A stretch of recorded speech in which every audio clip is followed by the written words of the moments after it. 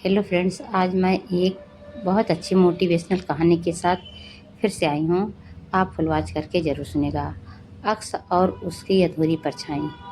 सोमनाथपुर नाम के एक छोटे से गांव में अक्स नाम का एक लड़का रहता था। अक्स अक्स को बचपन से ही पेंटिंग करने का बहुत शौक था। वह दीवारों पर, पत्थरों पर जहाँ जगह मिलती खूबसूरत तस्वीरें बना देता था। गांव वाले उसकी कला के दीवाने थे। सब कहते थे कि अक्ष बड़ा होकर देश का सबसे महान चित्रकार बनेगा। लेकिन जब अक्ष 17 साल का हुआ तो एक भयानक हादसे में उसने अपना दाहिना हाथ खो दिया। उस एक हादसे ने अक्ष की दुनिया उजाड़ दी। जो लड़का कभी रंगों से खेलता था, वह अब अंधेरे कमरों में वक्त गुजारने लगा।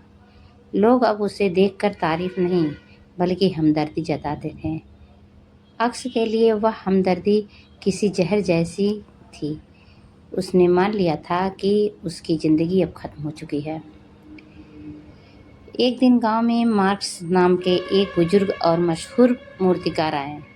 उन्होंने अक्स की हालत देखी और उसके पुराने चित्रों को भी देखा। मार्क्स ने अक्स से कहा, अक्स, मैं शहर की सबसे बड़ी आर्ट गैलरी में एक प्रतियोगिता रखवा रहा हूँ। मैं चाहता हूँ कि तुम उसमें हिस्सा लो।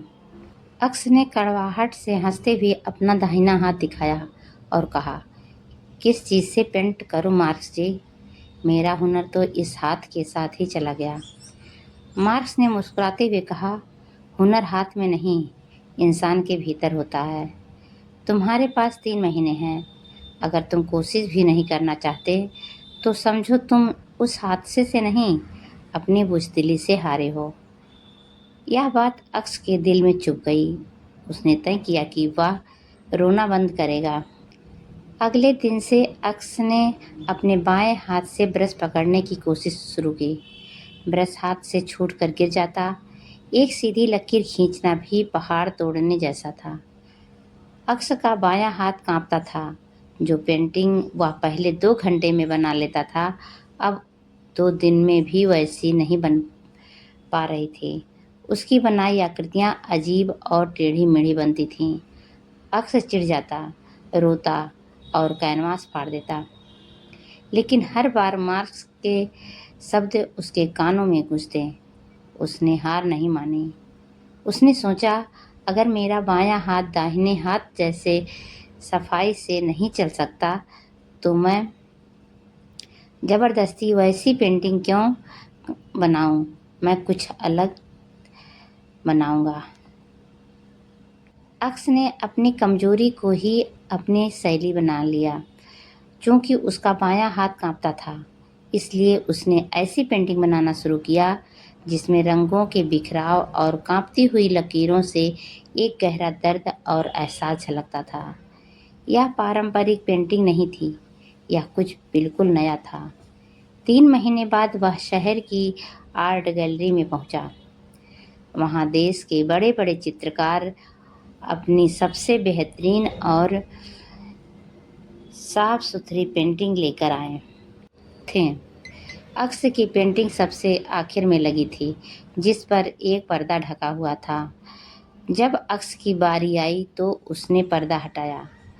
पर्दा हटते ही पूरी गैलरी में सन्नाटा छा गया। कैनवास पर एक परिंदा बना था, जिसके पंख बिखरे हुए थे।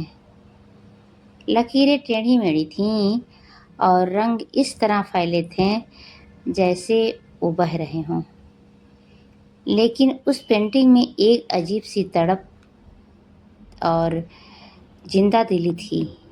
ऐसा लगता था जैसे वह परिंदा कैनवास से निकलकर अभी उड़ जाएगा।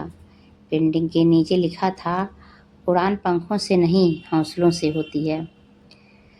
वहाँ मौजूद मुख्य जज और करोड़पति कला पारखी उठकर खड़े हो गए और तालियां बजाने लगे। अक्स की उस पेंटिंग को प्रतियोगिता का प्रथम पुरस्कार मिला। इस कहानी से हमें यह सीख मिलती है कि जिंदगी में जब कोई रास्ता बंद होता है तो हम अक्सर बंद दरवाजे को देखकर रोते हैं। अक्स ने अगर अपने दाहिने हाथ की नकल करने की कोशिश की होती तो शायद वह कभी भी सफल नहीं होता।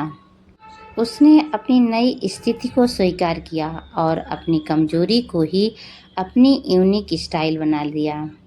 मुश्किलें हमारी ज़िंदगी को ख़त्म करने नहीं, बल्कि हमारे भीतर छुपे दूसरे हुनर को बाहर निकालने आती हैं। Thank you friends. अगर यह कहानी अच्छी लगी हो, सब्सक्राइब, लाइक, शेयर करना मत भूलिएगा।